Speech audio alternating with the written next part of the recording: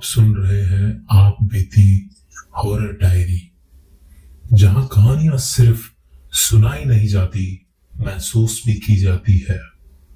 आज की कहानी एक गांव के उस पुराने डाक बंगले की है जहां रात रुकती नहीं बल्कि लोग रुक जाते हैं। गांव का नाम था भैरवपुर। नक्शे में शायद कहीं छोटा सा बिंदु, लेकिन उस गांव के लोग कहते थे कुछ जगह नक्शे में नहीं यादों में रहती है और कुछ डर में। भैरवपुर के बाहर कच्ची सड़क के आखिर में पीपल और बरगद के पेड़ों के बीच एक पुराना डाक बंगला खड़ा था। आज से नहीं, लगभग 70 साल पुराना। अंग्रेजों के जमाने में बना वो डाक बंगला।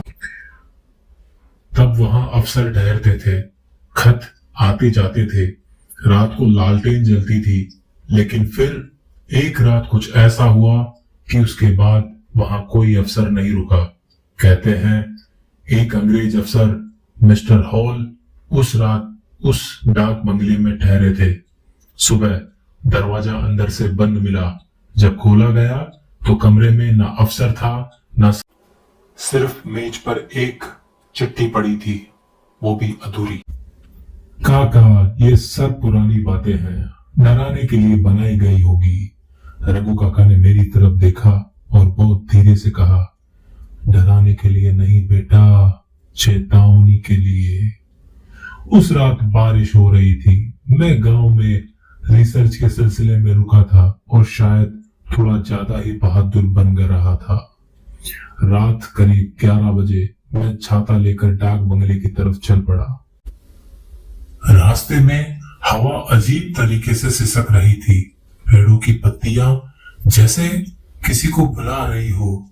डाक बंगले के पास पहुंचते ही मेरा फोन अपने आप बंद हो गया। दरवाजा बिना आवाज किए ही खुल गया। अंदर एक अजीब सी हल्की बदबू आ रही थी। दीवारों पर पुरानी नमी के निशान थे और छत से पानी टपक रहा था। मैंने टॉर्च जलाई और तभी मेरे कानों में एक आवाज पड़ी, बहुत ही धीमी, लगभग फुसफुसाहट। कौन है? मैंने पलटकर देखा, कोई नहीं था। हॉल में एक पुरानी लकड़ी की कुर्सी थी। मैं कसम खा के कह सकता हूं, जब मैं अंदर गया था तो वो कुर्सी दीवार से लगी हुई थी, लेकिन अब वो कमरे के बीच में थी। मैंने गहरी सांस और मैंने खुद को समझाया हवा होगी, लेकिन तभी कुर्सी अपने आप हिल गई। धीरे से मेरे पैरों ने साथ छोड़ दिया। एक कोने में टूटा हुआ आईना पड़ा था। मैंने उसमें देखा। पहले सिर्फ अपना चेहरा दिखा, फिर मेरे पीछे एक परछाई। मैं पलटा मगर कुछ नहीं। इस बार हिम्मत करके जब दोबारा शीशे में देखा तो वो परछाई मेरे पास आ रही थी। उसके मुंह से कोई आवाज नहीं निकल रही थी, लेकिन होंठ हिल रहे थे, जैसे कह रही हो रुको। मैंने घड़ी देखी, 12:10 और 10 मिनट बाद फिर से मैंने घड़ी देखी तो 12:10। डाक बंगले में जैसे समय रुक गया। डाक बंगले में समय चल ही नहीं रहा था। फिर सीढ़ियों से कदमों की आवाज आई, 1 2 3। कोई ऊपर से उतर रहा था। मैंने हिम्मत करके देखा और कहा, कौन है? जवाब में हंसी आई, सूखी टूटी हुई हंसी। और फिर मेरे कानों के पास एक सांस, बहुत ही ठंडी, जो यहां रुक गया वो कभी नहीं गया। मैं वहां से भागा, लेकिन रास्ता हर बार उसी कमरे में ले जाता जहां मेज पर एक पुरानी चिट्ठी रखी थी।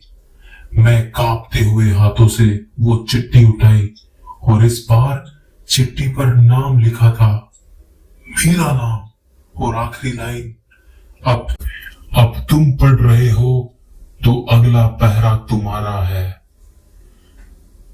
अगली चीज जो याद है, मैं सड़क पर पड़ा था, सुबह हो चुकी थी। गांव वाले मेरे चारों तरफ खड़े थे। रघु काका ने मुझे देखा और बस इतना कहा, बच गए बेटा, डाक बंगला किसी किसी को ही लौटा देता है। आज भी डाक बंगला वहीं खड़ा है, लेकिन रात को अगर कोई वहां से गुजरे तो कहते हैं खिड़की में एक परछाई बेटी दिखाई देती है, चिट्ठी लिखती हुई अगले मेहमान का नाम। ये कहानी आप सुन रहे थे आप बीती हॉरर डायरी पर। अगर ये कहानी आपको पसंद आई हो तो नीचे कमेंट जरूर करें। आपकी प्रतिक्रिया ही बताएगी कि पुराने डाक बंगले की अगली डरावनी रात मैं आपको सुनाऊं या नहीं। मिलते हैं अगली स्टोरी में।